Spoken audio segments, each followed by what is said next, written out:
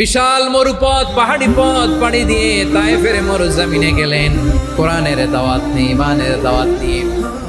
কিন্তু তায়েফের লোকেরা বিশ্বনবীর দাওয়াতকে শুধু প্রত্যাখ্যান করেই থামে নাই, তারা বিশ্বনবীর সাথে অত্যন্ত খারাপ আচরণ করেছে।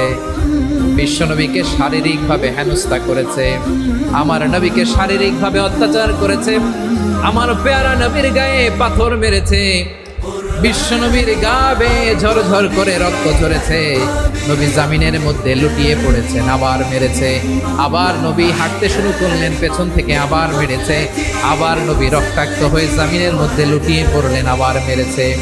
বিশ্বনবীর মতো এত সুস্ত্রী মানব, বিশ্বনবীর মতো এত শুভ্র মানব, বিশ্বনবীর মতো এমন চমৎকার দেহাবয়ব দিয়ে রব্বুল আলামিন কাউকে বানান নাই।